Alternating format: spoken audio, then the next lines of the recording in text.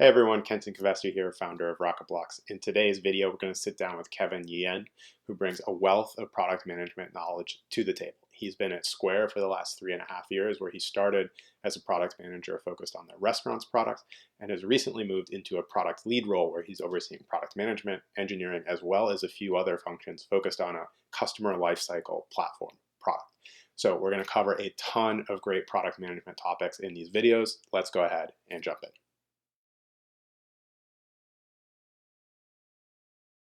Cool.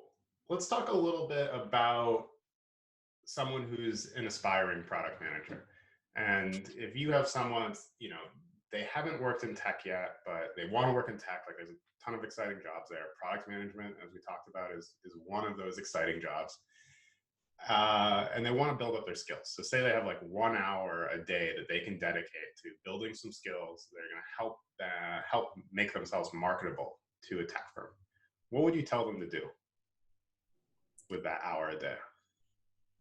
This is a tough question because I think it's overly mechanical in my mind in terms of if you work backwards from the desired outcome, then it's like, all right, I want to be hired by a tech company in a particular role. And so therefore there's like this formula or process through which like I need to be able to have this line item on my resume or have this line I can speak to in my interview. And then like, voila, magic, I'm hired. So how do I get to that line item?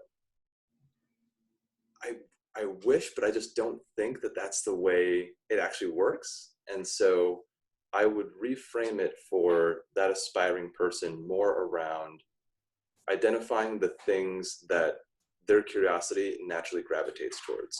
And so to make that concrete, if I think about going back to like those two attributes, the things that product managers need, it's more around like, if I think back to myself and what I would have done, it's going to be more around the the things that don't have shorter payback periods, but potential higher ROI. And so I'm going to read, right? And it's not even necessarily the obvious reading materials. Like, yes, of course, I'm going to obsessively read like, every product blog, and I'm going to follow cool people, and I'm going to read all the books that are recommended to me. But then beyond that, like my favorite type of book is an autobiography because it's essentially a free interview with someone you would never get access to, right? And so if you can identify the people that you respect and have interesting ways of thinking, then you can read their book and like get inside their head. And you don't have to take everything. You can pick and choose what of their experience is interesting and applicable to you. That then to me, over time, helps you develop your own personal mental models that you can then bring to new situations, which I think is a really powerful tool for a aspiring product manager to have. This then maybe segues into a totally different question, which is like how that actually maps against the PM interview process, because there's two very different ways to conduct that, and that type of work and skill might not actually mesh with it. So we can talk about that separately, but I think if I were to tell someone like what could they do with 1 hour a day, it would probably just be to like learn the thing that their energy naturally goes towards, which seems like a cop-out answer, but honestly is what I would say. I mean, it seems like good general life advice for sure. I think that the tough part is probably with all the competition these days for these PM roles, like people feel like they need some sort of hook or angle to sort of stick out. Um, For but sure. the flip side of that is that my own personal experience when I look at resumes and someone like if you've taken like hours of time like that and dedicated them to learning, say like a SQL course, SQL skills because you think you need to be more technical, or you took like a design course or something like that, and you put it on your resume. That stuff often doesn't it doesn't catch my attention, or it doesn't make you as a candidate stand out to me. I Same think here. if you found some way to sort of codify and represent the compounded advantage of an hour of reading something interesting a day, either in an interview story that you could tell me in person, or it's some way to codify that on your resume if it's just a screening stage, I think that would be really interesting. Yeah.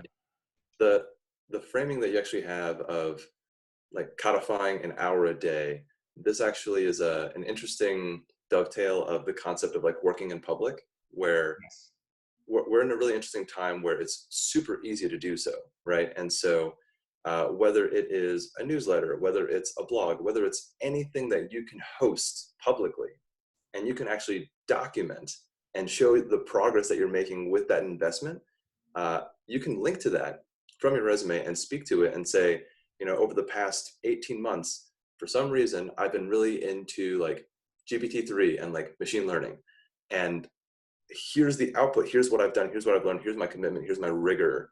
And that is way more interesting than I went to, such and such design course over a 3-month program. And now I know best practices. Yes, 100% agree there.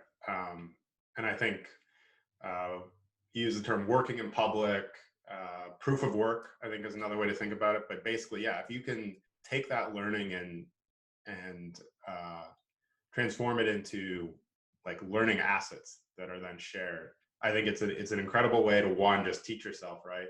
Two, when you start reaching out to folks, you can share it.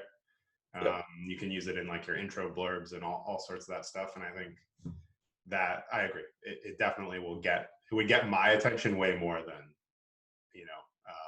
like product school course or something like that. Yeah. The one addition I'll say, because while I think we're both recommending that, if I put my like hiring manager hat back on, I think that gets you in the door, but it doesn't necessarily get you to the closing stage or like the Yep. offer stage. And the reason I see a lot of folks stumble is because they've been able to demonstrate their curiosity in an individual solo environment, but PMing is a team sport. And so if there's a way that you can make that our activity something that is collaborative instead, and then you have experiences to speak to in terms of, here's how I work through conflicts with a designer, or here's how I, overcame a problem with someone else. I think that then takes you and ratchets it up to the next level. Yep. Thanks for watching. I hope you enjoyed that video. If you haven't subscribed yet already, we've got a ton of great content coming out on both the consulting and the product management career paths on a weekly basis. So go ahead and subscribe, and that means you'll get all of our videos as soon as they come out. Thanks again for watching, and have a great day.